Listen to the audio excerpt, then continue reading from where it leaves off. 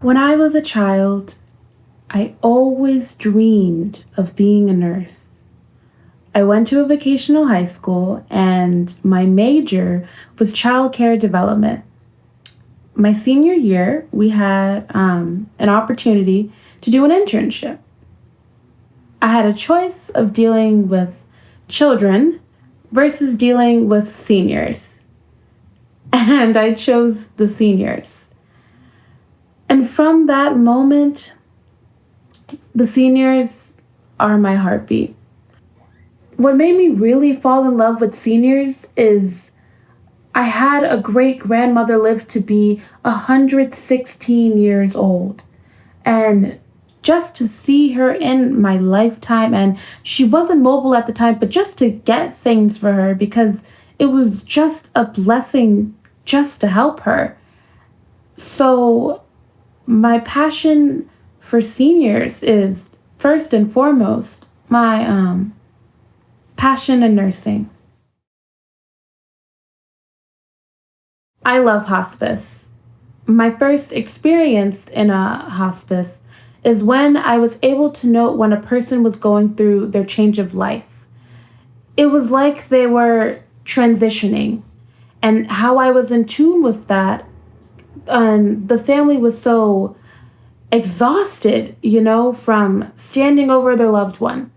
So I told them, just go rest. If anything changes, I will wake you all up. And I was staying at the house at the time, and it was my first ever in-home experience, and the patient began to transition. And when I noticed this, I woke everyone up, and they were just ever so grateful to spend those last moments with their loved one. And that's when I knew that I wanted to do that calling. I know the stages of transitioning through hospice. And just with me being an ordained minister and being trained in that field, we embrace those family members. We pray for those family members. And they're ever so grateful for the prayer. So, my when this started, I was working and going to church. And I'm much needed at my church. I play the organ, I'm the choir director, I sing, I lead devotionals. I stopped going to church prior to my husband shutting the doors of the church down.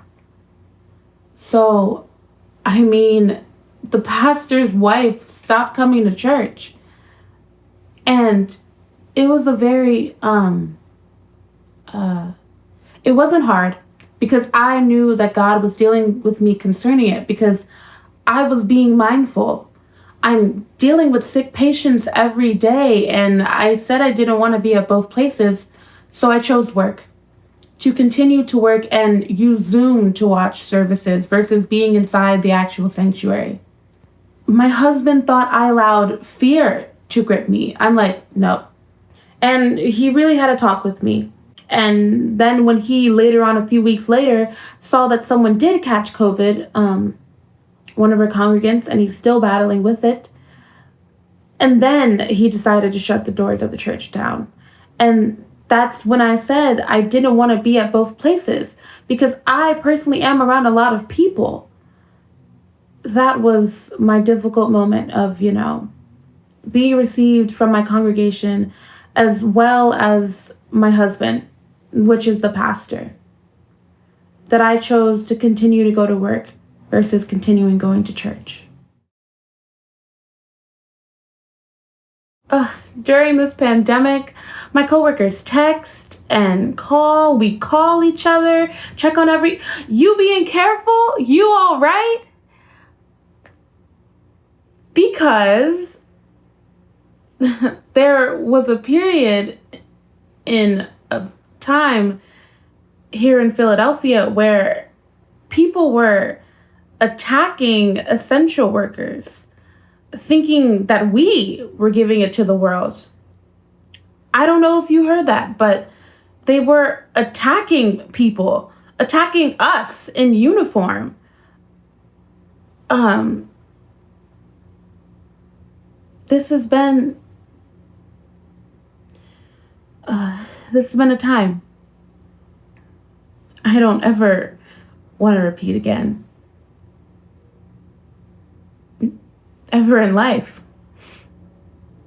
Never would have thought any of this would happen in my lifetime.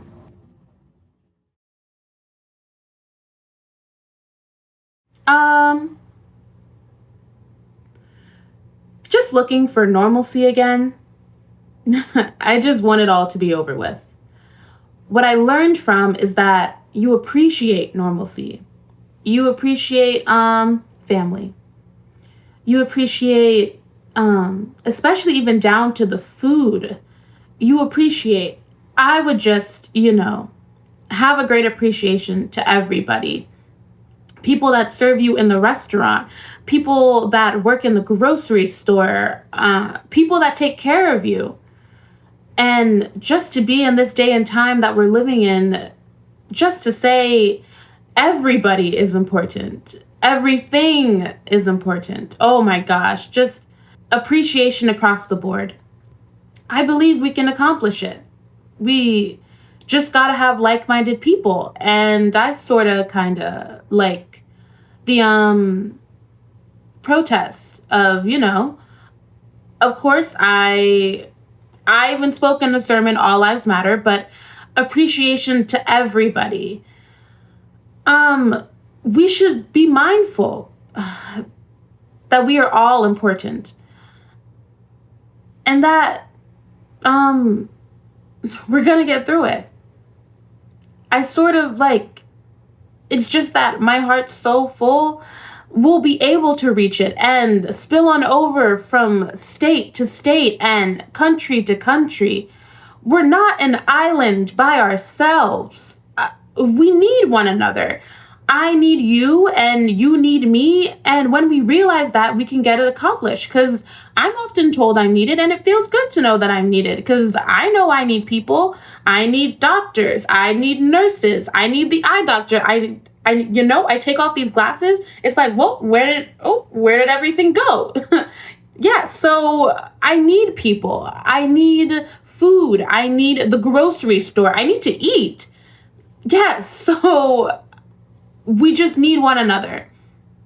And I believe that the world will eventually see that we definitely need one another. And if that message is echoed that I can't make it without you and begin to break down what I can't make it without you means, I think a lot of eyes would come open, regardless of our skin color. We need one another.